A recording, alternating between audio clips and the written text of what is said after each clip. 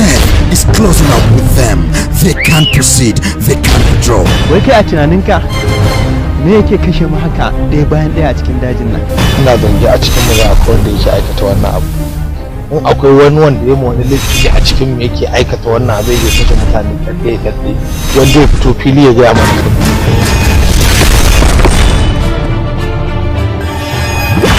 Script ɗinka da suwan watanka ya fi rayuwata.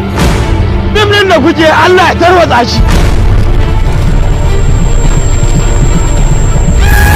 Filmmakers lost in the middle of nowhere and terror is unleashed. Independent Movies Jaws presents Dajin Sambisa. Ai wannan bakin ciki ne, ni ne ake wa mugunta, banda mugunta saboda an ga tazom ina yana tafiya. Kawai a zuwa ɗauko ni a kawo ni dajin Sambisa. Muna zargin. Muna zargin ki da kina da masaniya a cikin wannan abin da yake faruwa a cikin daji.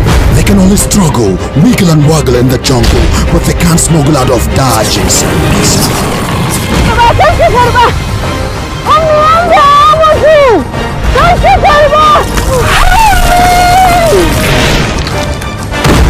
Running to nowhere, Dajin Sambisa. No refuge, Dajin Sambisa. No hiding place, Dajin Sambisa. No expectation for tomorrow, Dajin Sambisa.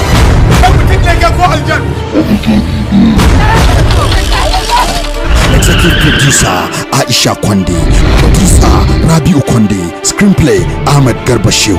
Dajin Sambisa, directed by Usman Ibrahim the Maestro. Ba kai kamata ka kashe shi ba, ni ya kamata in kashe shi da hannuna don na tsane. An sai na kashe